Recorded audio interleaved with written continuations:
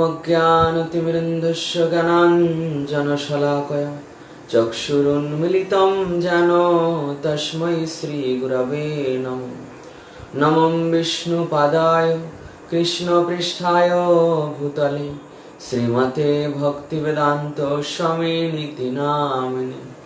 नमस्ते सरस्वती देवे गौरवाणी प्रचारिणे निर्विशेष शून्यवादी पाश्चात्य देशतारिणे। वाञ्छाकल्पतरुभ्यश्च कृपा सिन्धुभ्येव च पतितानां पावनेभ्यो वैष्णवेभ्यो नमो नमः। नमो महावदन्याय कृष्ण प्रेम प्रदायते कृष्णाय कृष्ण चैतन्य नाम्ने गौरतिसे नमः। जय श्री कृष्ण चैतन्य प्रभु नित्यानंद श्री अद्वैत गदाधर श्रीवासादि गौर भक्तवृंद। हरे कृष्ण कृष्ण कृष्ण हरे हरे हरे राम राम राम हरे हरे। हरे कृष्ण। श्री ईशोपनिषद ধারাবাহিক ভাবে ভক্তি শাস্ত্রী স্টুডেন্টদের জন্য এই ঈশোপনিষদের ক্লাস হচ্ছে। তা আজ আমরা আলোচনা করব তৃতীয় মন্ত্র, ঈশোপনিষদের তৃতীয় মন্ত্র। অসূর্যানামতে লোকা অন্ধেনো তমসাবৃতা তাংস্তে প্রেত্যাভিগচ্ছন্তি যে কে চাত্মহানো জনা। শ্রীল প্রভুপাদ কৃত অনুবাদ। তাৎপর্য শ্রীল প্রভুপাদ কি যায়। সে যেই হোক না কেন, আত্মঘাতী মানুষেরা মৃত্যুর পর অবশ্যই অন্ধকারাচ্ছন্ন তমসাবৃত অসুর লোকে প্রবেশ করে। এই শ্লোকের অনুবাদে প্রভুপাদ বলছেন যে যারা আত্মঘাতী মানে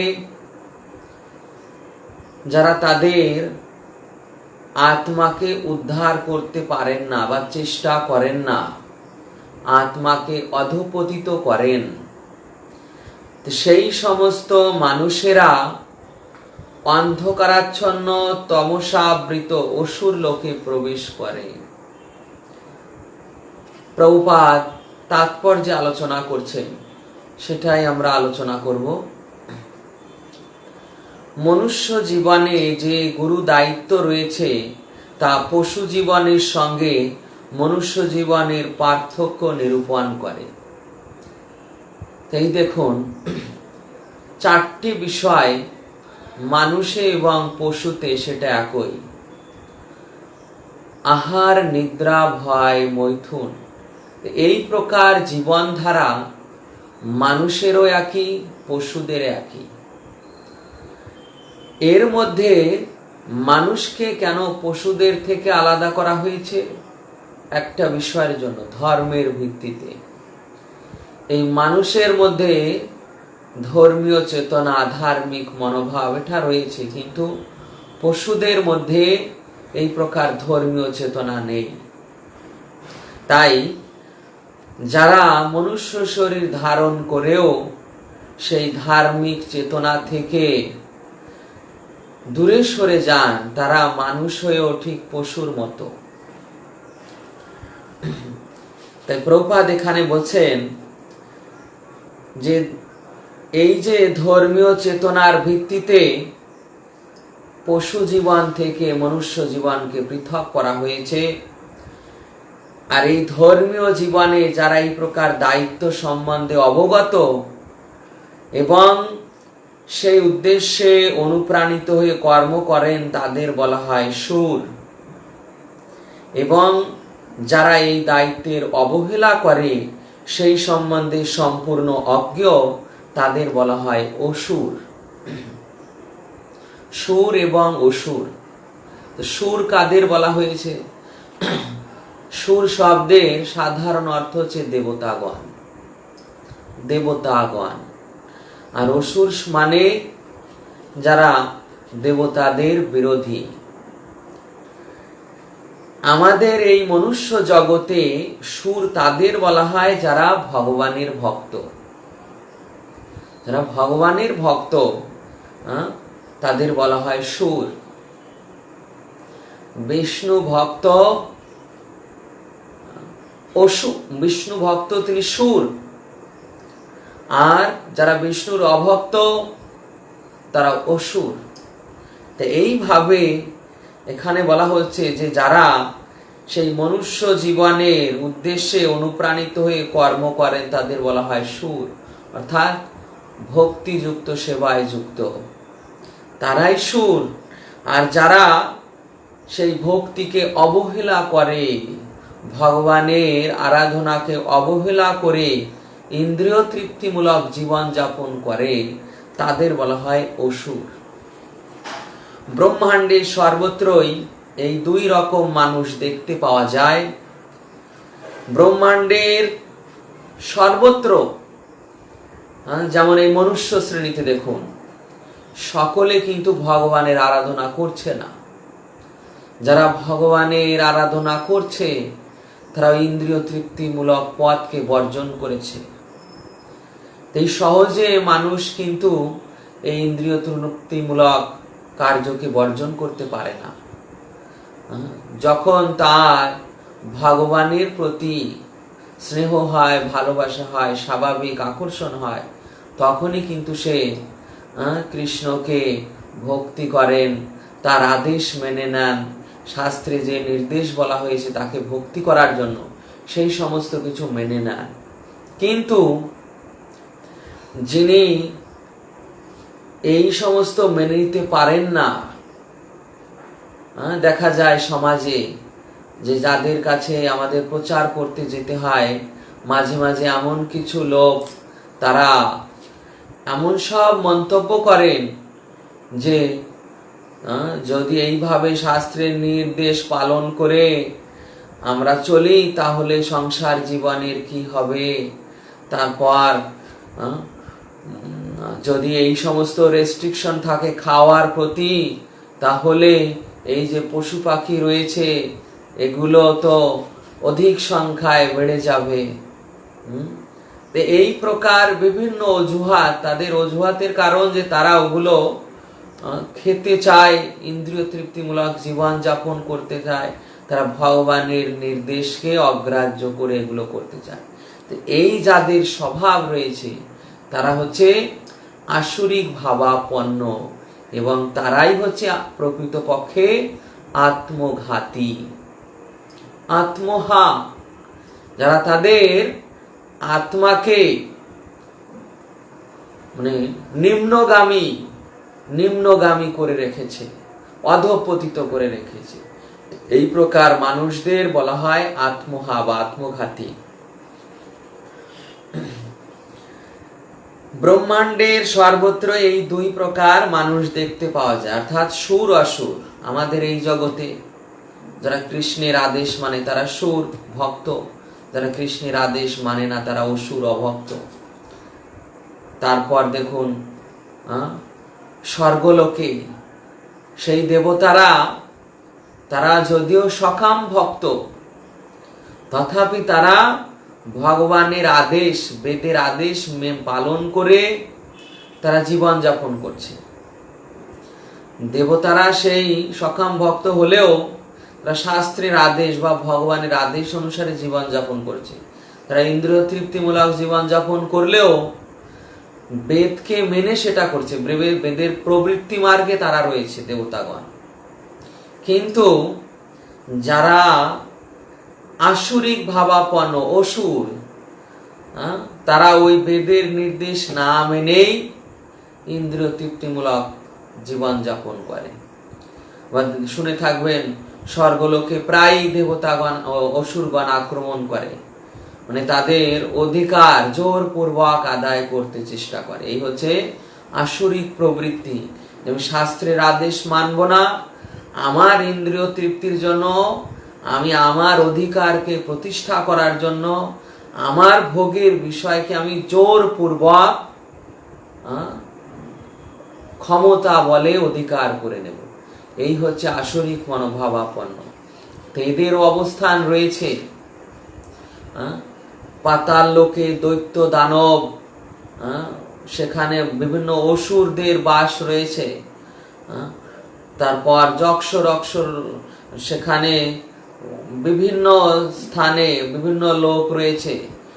ওই যে ময় দানবের পুরী, বল দানবের পুরী পাতাল লোকে, অতল লোকে বল দানবের পুরী, তলাতলে সেখানে ময় দানবের পুরী, রসাতলে সেখানে আসুরিক ভাবাপন্ন নাগেদের। তো এই প্রকার ভয়ঙ্কর ভয়ঙ্কর অসুরেরা মাঝে মাঝে এই স্বর্গলোক আক্রমণ করে। স্বর্গলোক আক্রমণ করে দেবতাদেরকে বিতাড়িত করে সেই স্বর্গের অধিকার তারা ছিনিয়ে নিতে চেষ্টা করে, স্বর্গের সুখ ভোগ লাভ করার চেষ্টা করে। তো এই যে যেটা ভগবান দেবতাদের সেখানে প্রতিষ্ঠা করেছে, তাদেরকে বিতাড়িত করে এই আসরিক মনোভাবাপন্ন যারা অসুর রয়েছে তারাই তাদের অধিকার প্রতিষ্ঠা করতে চায়। তাই এই প্রকার অসুর রয়েছে স্বর্গলোকের আশেপাশে বিভিন্ন লোকে এই প্রকার অসুর রয়েছে। তা ব্রহ্মাণ্ডে সর্বত্র এই দুই রকম মানুষ দেখতে পাওয়া যায়। ঋগ্বেদে বর্ণনা করা হয়েছে সুরেরা সর্বদা পরমেশ্বর ভগবান শ্রী বিষ্ণুর শ্রীপাদ পদ্মের আকাঙ্ক্ষা করেন, সেই অনুসারে কর্ম করেন। তাদের পন্থা সূর্যের গতিপথের মতো জ্যোতির্ময়।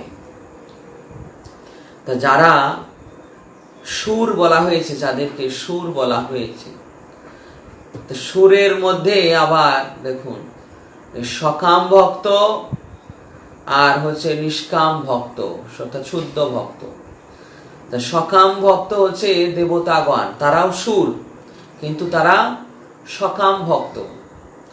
আর এই জগতে বা যেখানে যেখানে ভগবানের শুদ্ধ ভক্ত আছেন তাদের বলা হয় নিষ্কাম ভক্ত বা শুদ্ধ ভক্ত। এই প্রকার ভক্তরা সুর কিন্তু তারা শুদ্ধ ভক্ত, আর দেবতারাও সুর কিন্তু তারা সকাম ভক্ত, তারা নিষ্কাম নয়। একমাত্র এই জগতেই, এই ভারতবর্ষে এখানে শুদ্ধ ভক্তদের বাস। এছাড়াও বিভিন্ন স্থানে শুদ্ধ ভক্ত রয়েছেন, প্রহ্লাদ মহারাজ, জনক মহারাজ, বলি মহারাজ, ধ্রুব মহারাজ, ভীষ্মদেব পিতামহ, এনারাও ভগবত ধাম প্রাপ্ত হয়ে সেখানেও তারা ভগবানের শুদ্ধ ভক্ত। তো এইভাবে ভগবানের যারা শুদ্ধ ভক্ত তারা কেবলমাত্র ভগবানের শ্রীপাদ পদ্মের সেবার আকাঙ্ক্ষা করেন। এই শুদ্ধ ভক্তরা কখনো কোনো প্রকার জড়জাগতিক অভিলাষ করেন না।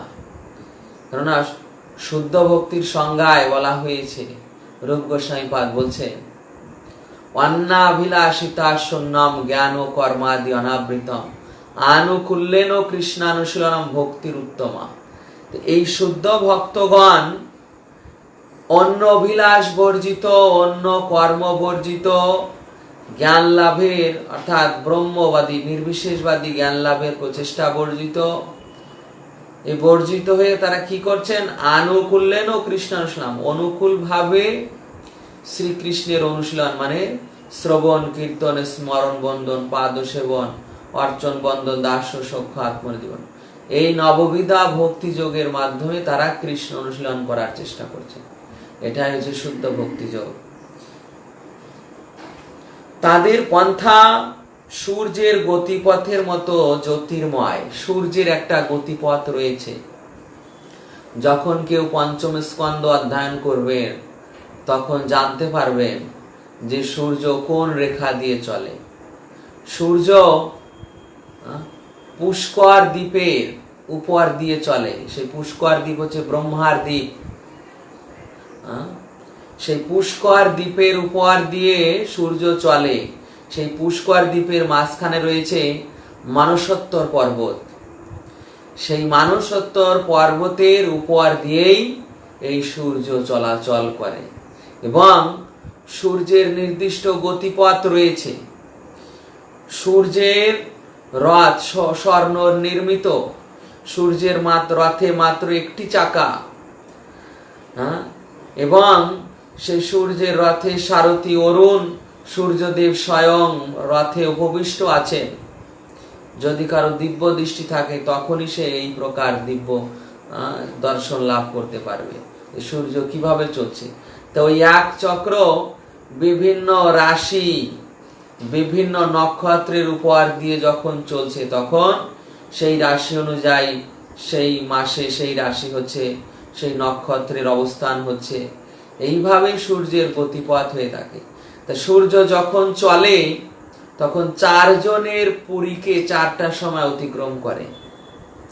সূর্য যখন ভোর বেলা ওঠেন তখন তিনি থাকেন ইন্দ্রের পুরীতে। সূর্য ভোর বেলা 3 ঘন্টা সময়, 6 ঘন্টা 4 ছক 24, এক একজনের পুরীতে সূর্য 6 ঘন্টা বিরাজ করে। ভোরবেলা 6 ঘন্টা অর্থাৎ রাত 3টা থেকে প্রায় 9টা অবধি,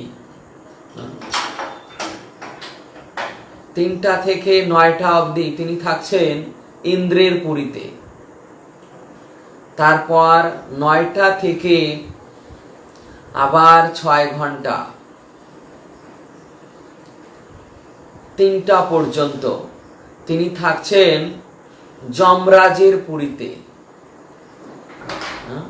এরপর সেই বিকাল 3টা থেকে আবার রাত 9টা পর্যন্ত তিনি থাকছেন বরুণ রাজের পুরীতে। বরুণ রাজের পুরীতে, সেটা হচ্ছে নিম্নলোচনী পুরী। আর যেটা বললাম দুপুরে, ওটা যমরাজের পুরীতে, সংযমী পুরীতে। আর প্রথম যেটা বললাম ইন্দ্রের, সেটা দেবধানীতে, ইন্দ্রের পুরী দেবধানী। তারপর যাচ্ছে যমরাজের পুরী সংযমনী, তারপর যাচ্ছে বরুণের পুরী নিম্নলোচনী, আর পরবর্তীতে রাত 9টা থেকে 3টা পর্যন্ত, আবার ভোর 3টা পর্যন্ত সেই সময়টা থাকছে চন্দ্রের পুরীতে, চন্দ্রের সোম বা চন্দ্রের পুরীতে। তা সেই পুরীর নাম হচ্ছে বিভাবরী। তো এইভাবে সূর্য ওই মানসোত্তর পর্বতের উপর দিয়ে, পুষ্কর দ্বীপ এবং তার মাঝখানে মানসোত্তর পর্বতের উপর দিয়ে এই 4 দেবতার 4টা পুরী হয়ে সূর্য প্রতিদিন পরিক্রমা করছে। সূর্যের যেমন এই পথ জ্যোতির্ময়, ঠিক যারা ভগবানের ভক্ত, যারা ভগবানের আরাধনা করেন, ভগবানের ভক্ত, তারাও ঠিক এই জ্যোতির্ময় পথে তাদের গতি হবে। কোথায়? ভগবত ধামে। যারা বৈকুণ্ঠ জগতে যায় তাদের এই জ্যোতির্ময় পথে, চন্দ্র সূর্যের জ্যোতির্ময় পথ, সেই জ্যোতির্ময় পথে তারা ভগবত ধামে প্রবেশ করেন। বুদ্ধিমত্তা সম্পন্ন মানুষদের সর্বদাই মনে রাখা উচিত যে কোটি কোটি বছর ধরে বিবর্তনের পর এবং বহু বহু জন্মান্তরের পর এই বিশেষ শরীরটি আমরা লাভ করেছি। ভগবদ গীতায় ভগবান বলছেন, বহু নাম জন্ম নাম অন্তে জ্ঞানবান মাম প্রপদ্যতে বাসুদেব সর্বমিতি সমহাত্মা সুদুর্লভ। বহু বহু জন্মের পর কোন জ্ঞানবান ব্যক্তি আমাকে সর্বকারণের কারণ বাসুদেব রূপে জানতে পেরে আমার ভজনা করেন। এই প্রকার মহাত্মা অত্যন্ত দুর্লভ। এই যে ভগবানকে সর্বকারণের কারণ রূপে জানা, তার আরাধনা করা, এটা বহু বহু জন্ম অতিক্রম করার পর সে তখন ভগবানের সেবায় যুক্ত হয়। তা বলা হচ্ছে এই যে এই জগৎটা আমরা বহু বহু জন্মের পর পেয়েছি, এত একটা সুবর্ণ সুযোগ। এই যে সুবর্ণ সুযোগ লাভ করলাম, এই সুবর্ণ সুযোগের পরিপ্রেক্ষিতে শ্রীল প্রভুপাদ একটা উপমা দিচ্ছেন যে এই জড় জগৎকে কখনো কখনো একটি সমুদ্রের সঙ্গে তুলনা করা হয় এবং এই মনুষ্য শরীরকে সেই সমুদ্র পার হওয়ার একটি সুদৃঢ় নৌকার সঙ্গে তুলনা করা হয়। তাহলে এই জড় জগৎ এটাকে কিসের সঙ্গে তুলনা করেছেন? সমুদ্রের সঙ্গে। ভালো করে চিন্তা করবেন, এই জড় জগৎকে সমুদ্রের সঙ্গে তুলনা করা হয়েছে, আর মনুষ্য শরীরকে সমুদ্র পার হওয়ার একটি সুদৃঢ় নৌকা। তাহলে জড় জগৎ সমুদ্র, এই মনুষ্য দেহ সমুদ্র পার হওয়ার নৌকা। বৈদিক শাস্ত্র এবং তত্ত্ববেত্তা আচার্যদের সুদক্ষ কর্ণধারের সঙ্গে তুলনা করা হয়েছে। তাহলে সেই নৌকার, আমাদের এই মনুষ্যরূপী দেহ নৌকার এর কর্ণধারকে বৈদিক শাস্ত্র এবং সদ্গুরুদেব। বৈদিক শাস্ত্র এবং সদ্গুরুদেব যিনি এই নৌকাকে চালিয়ে নিয়ে যাচ্ছেন, অর্থাৎ দেহকে চালিয়ে নিয়ে যাচ্ছেন, সদ্গুরুদেব এবং শাস্ত্র। এবং মনুষ্য শরীর লব্ধ সুযোগ সুবিধাগুলোকে নির্বিঘ্নে গন্তব্যস্থলে পৌঁছাতে সাহায্যকারী অনুকূল বায়ুর সঙ্গে তুলনা করা হয়। মনুষ্য শরীর লব্ধ সুযোগ সুবিধা, এই যে মনুষ্য শরীরে আমরা কি কি সুযোগ সুবিধা লাভ করেছি দেখুন। ভগবানের দেওয়া সমস্ত সুযোগ সুবিধা গ্রহণ করছি। ভগবান লাইট দিয়েছেন, হাওয়া দিয়েছেন, তারপর আমাদের সুযোগ্য পিতা মাতা দিয়েছেন, আমাদের শিক্ষার ব্যবস্থা করে দিয়েছেন, মনুষ্য জীবনে সুন্দরভাবে বসবাস করার, থাকার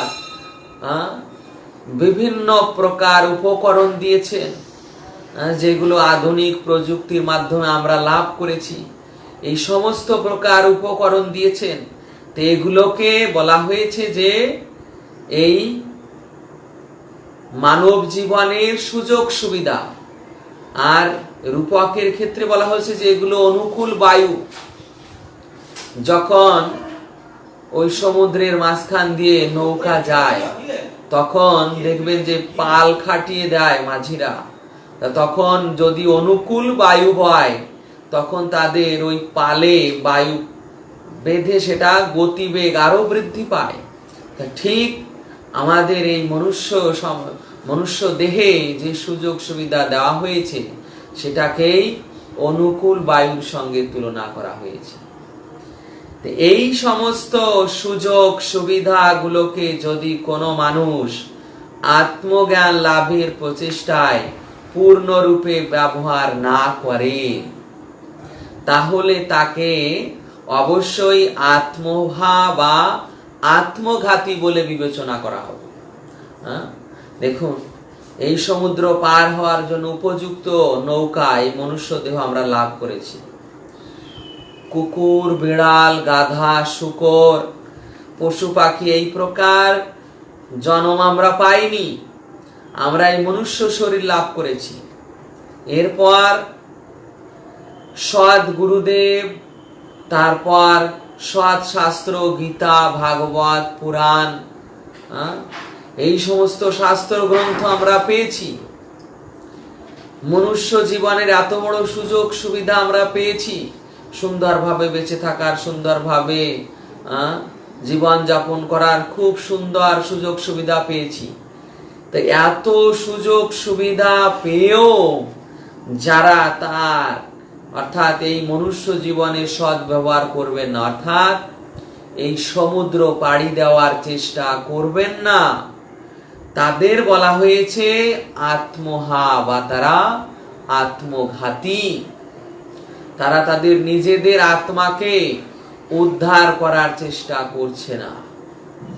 যে এত সুযোগ সুবিধা ভগবান দিয়েছেন, তথাপিও তারা ইন্দ্রিয় তৃপ্তিমূলক জীবন যাপনে ওই জীবনে অধঃপতিত হয়ে অন্ধকার লোকে প্রবেশ করবে।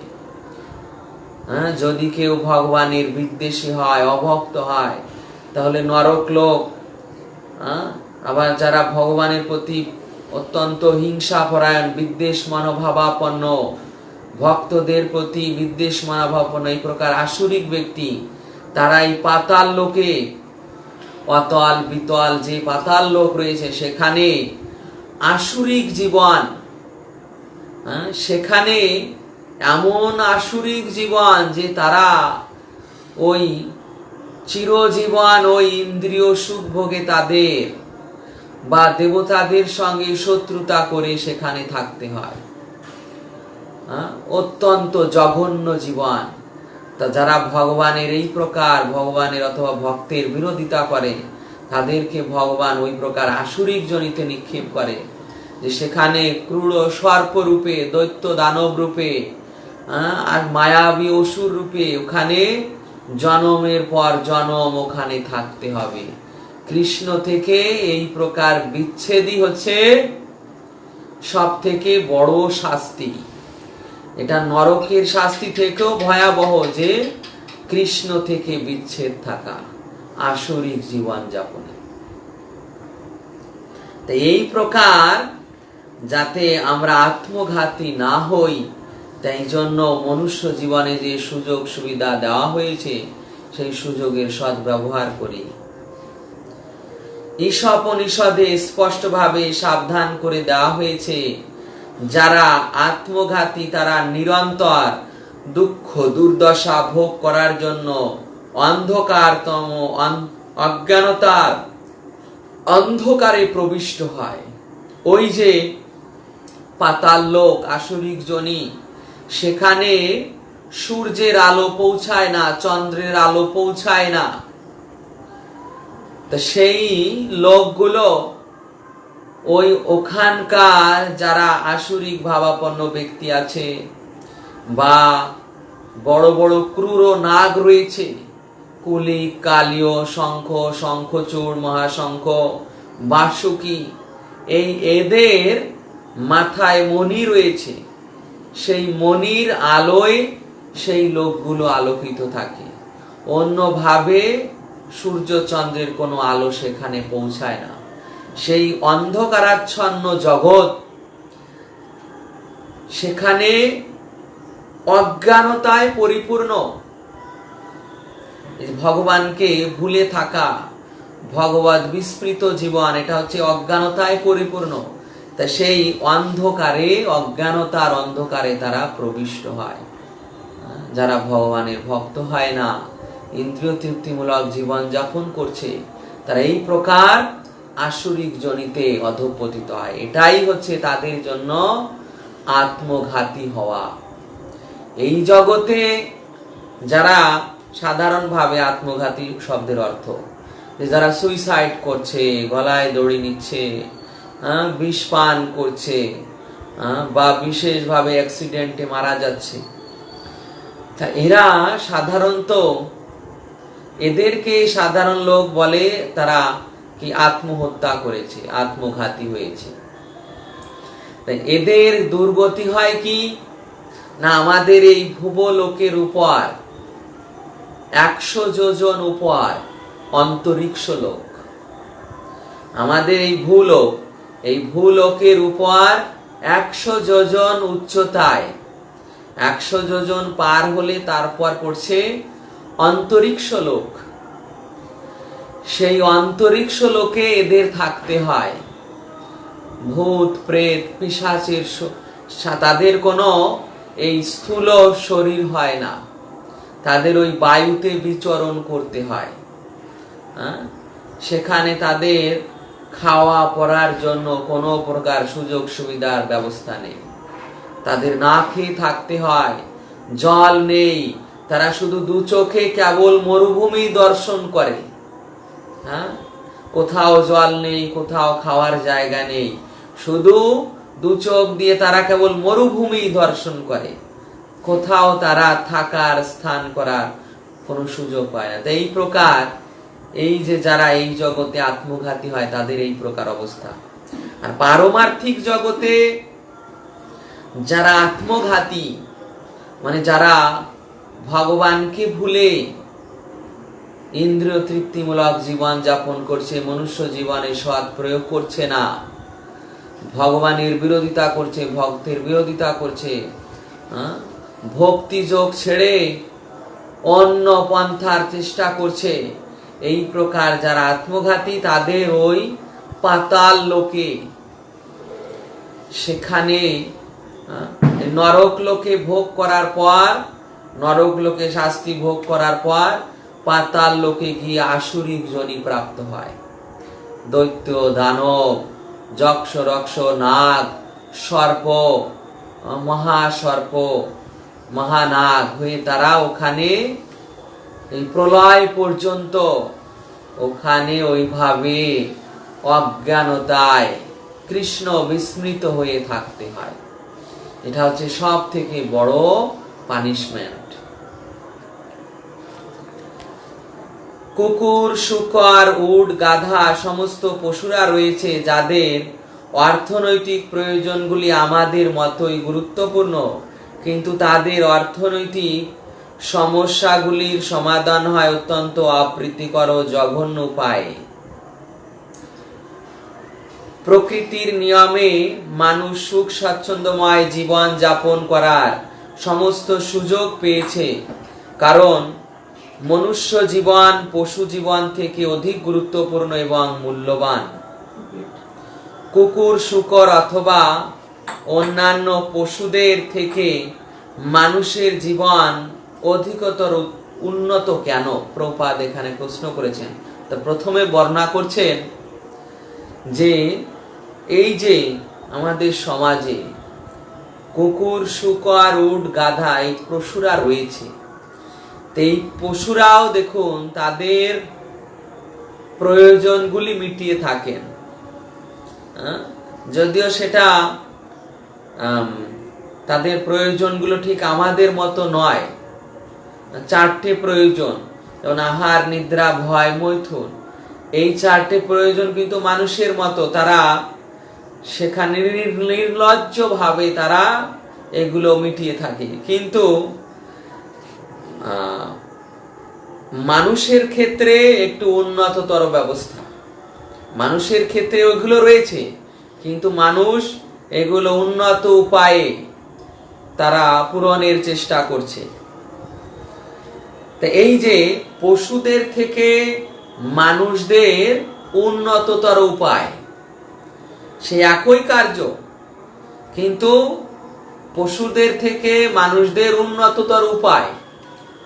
তো প্রভুপাদ এখানে বলছেন যে এইভাবে মানুষ পশুদের থেকে মানুষের জীবন কেন অধিক উন্নততর, কেননা তার বুদ্ধি বিকশিত। মানুষের বুদ্ধি বিকশিত, পশুদের বুদ্ধি বিকশিত নয়। একজন উচ্চ পদস্থ কর্মচারী একজন সাধারণ কেরানির থেকে বেশি সুযোগ সুবিধা পায় কেন? তার উত্তর হচ্ছে যে একজন উচ্চ পদস্থ কর্মচারীকে একজন কেরানির থেকে বেশি গুরুত্বপূর্ণ দায়িত্ব পালন করতে হয়। সর্বদা উদার পূর্তির প্রচেষ্টায় ব্যস্ত পশুর থেকে মানুষের উচ্চতর কর্তব্য রয়েছে। যেমন একজন কেরানির থেকে উচ্চপদস্থ ব্যক্তি সে সুযোগ সুবিধা বেশি পায়, তার বুদ্ধি বিকশিত বেশি, সে সমস্ত পরিচালনা করছে, গাইড করছে, এই জন্য তার সুযোগ সুবিধা বেশি, তার পরিচালনার দক্ষতা, বুদ্ধি এটা বেশি, এই জন্য সে একজন কেরানিকে কন্ট্রোল করছে বা এরকম শত শত কেরানিকে কন্ট্রোল করছে। কিন্তু যিনি ম্যানেজার তার বেতন বেশি, তার পাওয়ার বেশি একজন কেরানির থেকে। তাই এইভাবে এটা হচ্ছে বুদ্ধির উপর নির্ভর করছে। তা মনুষ্য সমাজেও মনুষ্য সমাজ এই প্রকার পশুদের থেকে উন্নত, কেননা বুদ্ধি বিকশিত, তারা উন্নত উপায়ে এগুলো গ্রহণ করার চেষ্টা করছে। তাই প্রভুপাদ বলছেন যে এই যে মানুষের বুদ্ধি বিকশিত, তার এই বুদ্ধির যদি তারা সৎ প্রয়োগ না করেন, অর্থাৎ ভগবত ভক্তির জন্য ব্যবহার না করেন, তারা যদি আত্মঘাতী হন, কেবল ওই বুদ্ধি দিয়ে ইন্দ্রিয় তৃপ্তিমূলক কার্য করেন, তাহলে তাদেরকে বলা হবে মার্জিত পশু।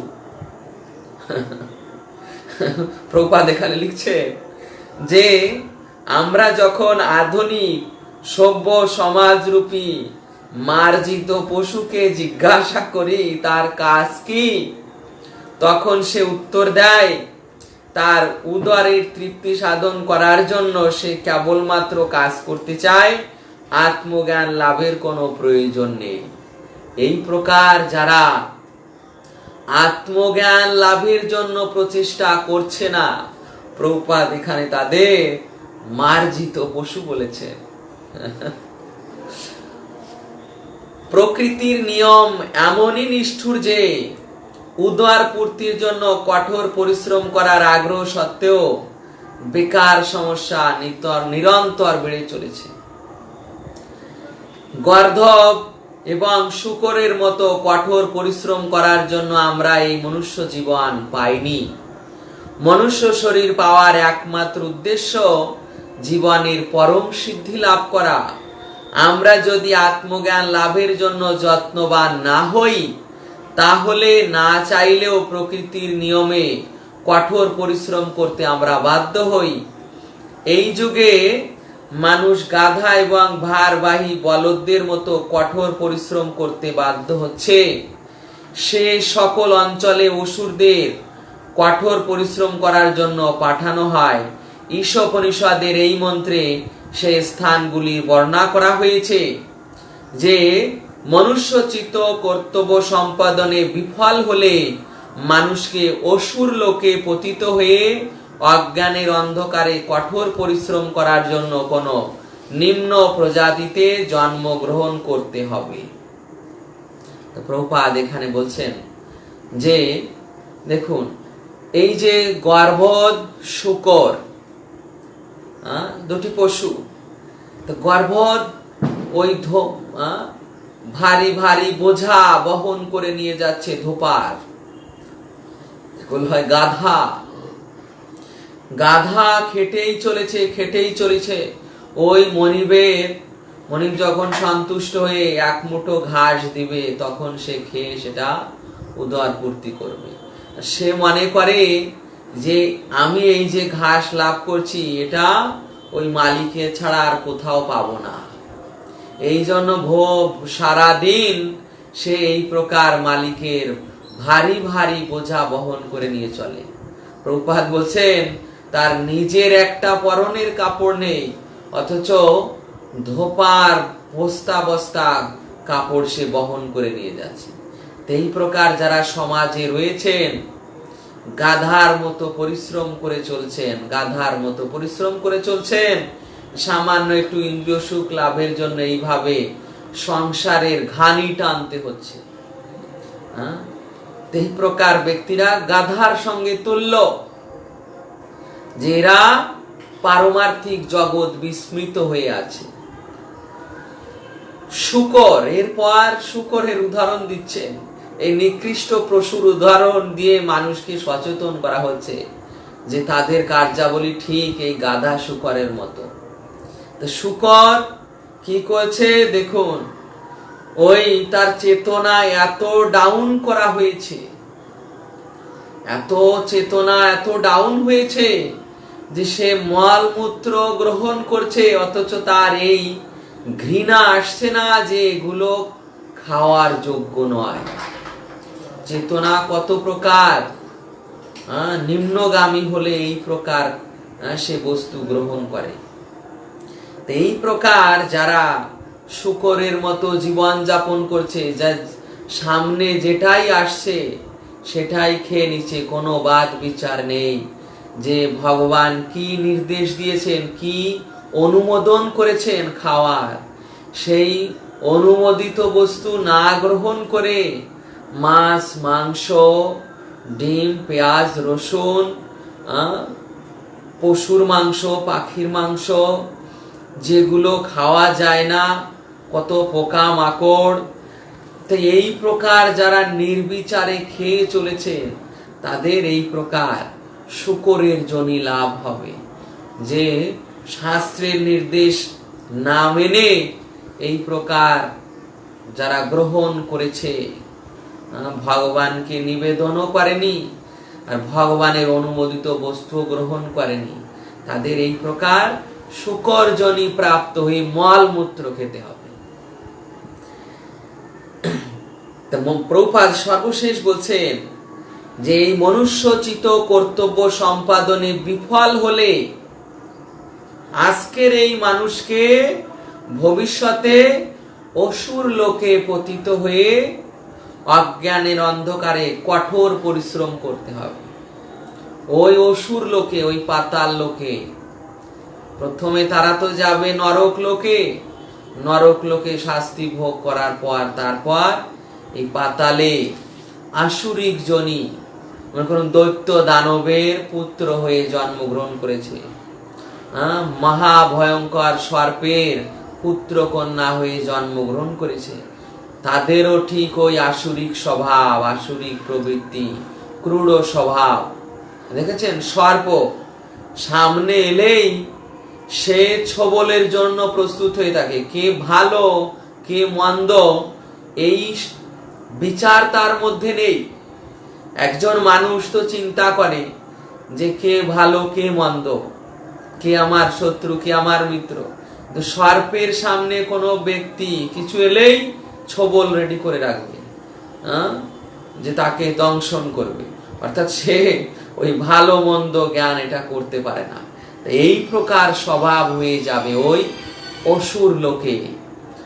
আর সেখানে এমন ভাবে অজ্ঞানের অন্ধকারে তাদের থাকতে হবে যে সেখানে ওই গাধার মতো পরিশ্রম করতে হচ্ছে, আসুরিক সভ্যতা বজায় রাখার জন্য বিভিন্ন ইন্দ্রিয় তৃপ্তিমূলক কার্য করতে হচ্ছে, মায়াবী কার্য করতে হচ্ছে, ভগবত বিস্মৃত জীবন যাপন।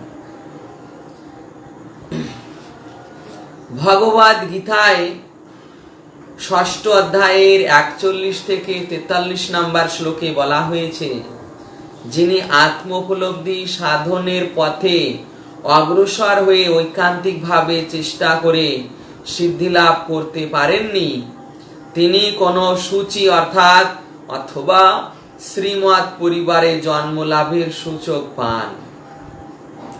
এখানে সূচি শব্দে অধ্যাত্ম জ্ঞানে অগ্রসর ব্রাহ্মণগণকে এবং শ্রীমৎ শব্দে বৈশ্য বা বণিক সম্প্রদায়ের লোককেই বোঝানো হয়েছে। এটি ইঙ্গিত করে যে যিনি ভগবানের সঙ্গে তার সম্পর্ক উপলব্ধি করতে বিফল হয়েছেন, তার পূর্ব জন্মকৃত আন্তরিক প্রচেষ্টার জন্য তাকে উচ্চতর সুযোগ প্রদান করা হয়, যাতে তিনি আত্ম উপলব্ধিতে উন্নতি লাভ করতে পারেন। প্রভুপাদ এখানে কোট করছেন ভগবদ গীতার ৬ষ্ঠ অধ্যায়ের ৪১ থেকে ৪৩ নম্বর শ্লোক। সেখানে বলা হয়েছে যে যিনি এই যে ভগবত ভক্তির জীবন যাপন করছেন, তা মনে করুন তিনি এক জন্মে উদ্ধার হতে পারলেন না, তাহলে তার কি হবে? বা কেউ বৃদ্ধ বয়সে ভগবত ভক্তিতে যুক্ত হয়েছেন বা মুমূর্ষ অবস্থায় জানতে পেরেছেন, তখন একটু গীতা ভাগবত পড়েছেন, জীবনের শেষ বয়সে যারা এইভাবে ভগবত ভক্তিতে যুক্ত হয়েছেন বা প্রথম থেকেই যুক্ত হয়েছেন কিন্তু গুরুত্ব দেননি, ভগবত ভক্তিতে গুরুত্ব দেয়নি, ওই গুরুত্বহীন ভাবে পালন করেছে, তা তাদের কি হবে? তাদের সূচি অথবা শ্রীমৎ পরিবারে জন্ম হয়।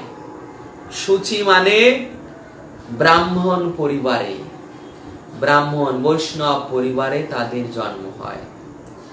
আর শ্রীমত মানে বণিক সম্প্রদায়, ধনী পরিবারে জন্ম হয়, যাতে তারা পুনরায় সেই ভগবত ভক্তি করার সুযোগ পায় জীবনের প্রথম থেকে। তাদের যাতে কোনো অভাব না হয় ধন সম্পদে, যাতে ওই ধন সম্পদকে কাজে লাগিয়ে ভগবত ভক্তি করতে পারেন, সুন্দর সচ্ছল ভাবে ভক্তিময় জীবন যাপন করতে পারেন, এই জন্য তাদের আবার সেই সুযোগ দেওয়া হয়। কিন্তু যারা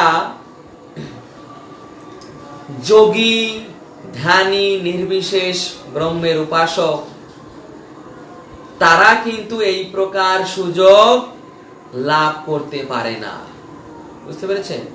একমাত্র ভক্তরাই এই প্রকার সুযোগ পেয়ে থাকে, যারা ভক্তি জীবন করতে করতে মনে শেষ বয়সে যুক্ত হয়েছে, ভগবত ভক্তি পূর্ণ হওয়ার আগেই দেহ ত্যাগ করেছে, তারাই কেবল এই অপূর্ব সুযোগ লাভ করে যে পুনরায় সৎ ব্রাহ্মণ পরিবারে বা ভক্ত বণিক পরিবারে, ধনী পরিবারে, ভক্ত ধনী পরিবারে জন্মগ্রহণ করে ছোটবেলা থেকে আবার ভগবত ভক্তি করার সুযোগ প্রাপ্ত হয়। তো এই প্রকার সুযোগ কেবল ভক্তরাই লাভ করে। অপরদিকে বিষয় ভোগে মত্ত চরম বিষয়ী মায়াচ্ছন্ন যে ব্যক্তি ভগবানকে উপলব্ধির চেষ্টা মাত্র করে না, সে নরকের তমসাবৃত স্থানে পতিত হয়, যা সমগ্র বৈদিক শাস্ত্রে সমর্থিত হয়েছে। এই রকম বিষয়াসক্ত অসুরা মাঝে মাঝে ধর্মানুষ্ঠানের ভান করে, কিন্তু জড়জাগতিক উন্নতি তাদের প্রকৃত উদ্দেশ্য। প্রবঞ্চনা, মূর্খ লোকদের স্বীকৃতি এবং স্বীয় পার্থিব সম্পদের সহায়তায় তারা মহান শব্দে পরিণত গণিত হয় বলে ভগবত গীতা এদের তীব্র নিন্দা করা হয়েছে। আত্মজ্ঞানহীন এবং ঈশ্বর ভাবনা রহিত এই সকল অসুর নিশ্চিত রূপে অন্ধকারতম লোকে পতিত হয়। এখানে প্রভুপাদ ব্যাখ্যা করছেন, যারা বিষয় ভোগে মত্ত, ঘোর বিষয়ী, মায়াচ্ছন্ন ব্যক্তি বা সমাজের প্রতিষ্ঠিত ব্যক্তি, তারা দেখা যায় যে এই ভগবত ভক্তিতে সাধারণত যুক্ত হয় না। কুন্তী মহারানী তার স্তুতিতে বলছেন, জন্মৈশ্বর্য শ্রিত শ্রুভি, জন্মৈশ্বর্য শ্রুত শ্রীভি রেধুমান ও মদোপমান নৈবাহর্ত বিধাতুম বৈ ত্বম কিঞ্চন গোচরম। হে কৃষ্ণ, যাদের জন্মের গৌরব, ঐশ্বর্যের গৌরব, সৌন্দর্যের গৌরব, ধন সম্পদের গৌরব, বিদ্যার গৌরব, এই চার প্রকার গৌরব মানে অহংকার যাদের আছে, তারা সহজে তোমার চরণে শরণাগত হতে পারে না, ঐকান্তিক মনোভাবে তোমার ভক্ত হতে পারে না। কেননা তাদের এই গর্ব রয়েছে, আমার কিসের অভাব, আমার সৌন্দর্য রয়েছে, বিদ্যা বুদ্ধি রয়েছে, আমার রোগ শোক থেকে আমি মুক্ত, কেন আমি ভগবানের ভজন করতে যাব?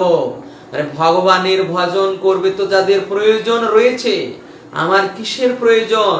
বাড়ি গাড়ি ধন সম্পদ অর্থবিত্ত সব রয়েছে। যাদের এই সবের অভাব রয়েছে, যারা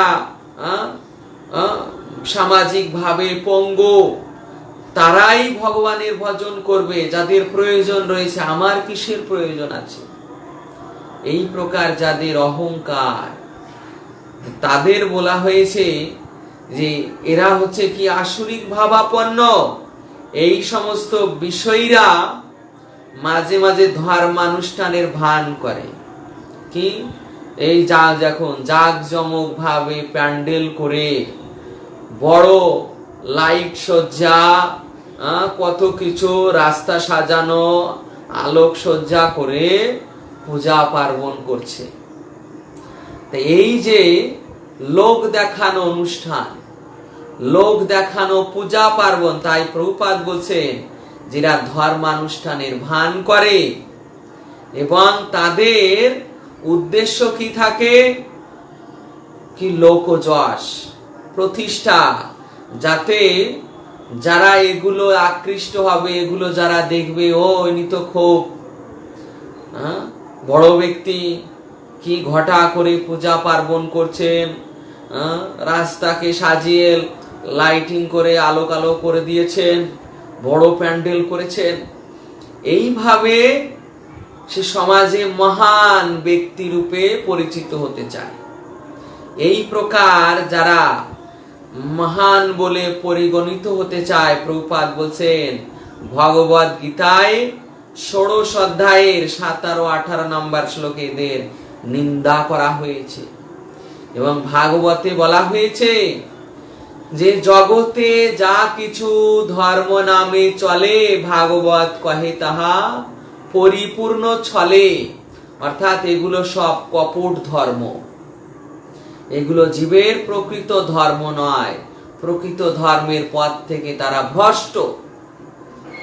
তাই সমাজে প্রতিষ্ঠা পাওয়ার জন্য, সম্মান পাওয়ার জন্য, এইভাবে জনগণকে প্রসন্ন করার জন্য এইভাবে লোক চক্ষুতে এই প্রকার প্রোগ্রাম প্যান্ডেলাদি করছে। এরা প্রকৃত পক্ষে ধর্মের পথে নেই। তা এই সমস্ত আত্মজ্ঞানহীন, ঈশ্বর ভাবনা রহিত এই সকল অসুর নিশ্চিত রূপে অন্ধকারতম নরক লোকে পতিত হয় বা ওই পাতাল লোকে পতিত হয়। যারা এই প্রকার কর্মের সঙ্গে যুক্ত, যে তাদের আত্মজ্ঞান লাভের প্রয়োজন নেই। আত্মজ্ঞান কি? বিশ্বনাথ চক্রবর্তী ঠাকুর তিনি বলছেন যে আত্মজ্ঞানের কি জিজ্ঞাসা, আমি কে, আমি আমার কোথা থেকে উৎপত্তি হয়েছে, আমি কার কে, কার অংশ, আমার কি করা কর্তব্য, আমার গতি কোথায় হবে, মনুষ্য জীবনের উদ্দেশ্য কি, আমার অন্তিম লক্ষ্য কি, কার আরাধনা করা কর্তব্য, কার ভজন করা কর্তব্য, কে প্রকৃত ঈশ্বর, আমাকে কার ভক্ত হতে হবে, এইগুলো হচ্ছে আত্মতত্ত্বের জিজ্ঞাসা। তাই এটার থেকে যারা দূরে এবং ঈশ্বর ভাবনা রহিত, প্রকৃত ঈশ্বর, প্রকৃত ভগবানকে, সমাজের লোক অধিকাংশই তারা কৃষ্ণকে ভগবান বলে জানে না। কৃষ্ণই যে মূল ভগবান, কৃষ্ণই যে অনাদির আদির গোবিন্দ, সর্ব কারণ কারণম, এই তত্ত্ব তারা জানে না। তারা দেব দেবীদের ভগবান বলে মনে করে। তাদের মন গড়া বা কোনো ব্যক্তিকে ভগবান রূপে প্রতিষ্ঠা করে তাকেই পূজা করতে হয়, তাকেই পূজা করে বা দেব দেবীদের ভগবান রূপে পূজা করে তারা সত্য বা প্রকৃত ভগবানের বিরোধিতা করে। এই প্রকার প্রকৃত ঈশ্বর ভাবনাহীন ব্যক্তিরা নিশ্চিত অসুর লোকে প্রবিষ্ট হয়। তাই প্রভুপাদ সর্বশেষ সিদ্ধান্ত দিচ্ছেন যে অনিত্য সংসারে শুধু অর্থনৈতিক সমস্যার সমাধান করাই মানুষের একমাত্র কাজ নয়। প্রকৃতির নিয়মে আমরা যে পার্থিব সংসারে পতিত হয়েছি, তার সকল সমস্যার সমাধান করাই আমাদের কর্তব্য। তো প্রভুপাদ বলছেন যে এই সংসারে যারা রয়েছেন বর্তমানে, যারা কেবল অর্থনৈতিক চাহিদাকেই পূরণ করছেন, তো জেনে রাখুন শুধু এই অর্থনৈতিক চাহিদা পূরণ করলেই আপনার জগতের সমস্যা মিটে যাবে না। এই অর্থনৈতিক চাহিদা তো কেবল এই মনুষ্য জীবনটাকে এখানে ধারণ করার জন্য। কত বছরের, মনে করুন এই মনুষ্য শরীরে যত আয়ু আছে, কি 60 বছর, কি 50 বছর, কিন্তু বাকি জীবনটা এই 60 বছর 50 বছর পরে যেই যে অনন্ত কাল ধরে আমাকে ঘুরতে হবে, তার জন্য আমি কি করছি, তার জন্য আমি কি সঞ্চয় করছি, তার জন্য আমি সেখানে আমি সুখে থাকবো, শান্তিতে থাকবো সেই জীবনে, তার জন্য আমি কি ব্যবস্থা করছি। তো বুদ্ধিমান ব্যক্তিরা এটা মাথায় রাখবেন যে ওই পরে অনন্ত কাল থাকার জন্য সেখানে সুযোগ সুবিধা গ্রহণ করার জন্য সেখানের জন্য আমি কি করছি। এই যাদের অনুভূতি আসবে তারা এই জীবনে শুধু এই অর্থনৈতিক সমস্যার সমাধানের চেষ্টা করবেন না, তারা এই জীবনে জন্ম মৃত্যু জরা ব্যাধির সমস্যা নিরসনের জন্য এই ভাগবত ভক্তি লাভের চেষ্টা করবেন। তাই এখানে আজ বিশ্রাম রাখছি। আমাদের পরবর্তী দিন মন্ত্র 4 এটা আমরা অধ্যয়ন করব, আলোচনা করব। আজ এ পর্যন্তই। হরে কৃষ্ণ কৃষ্ণ কৃষ্ণ হরে হরে, হরে রাম রাম রাম হরে। শ্রীল প্রভুপাদ কি নিতাই গৌর প্রেমানন্দে। হরি হরি বল।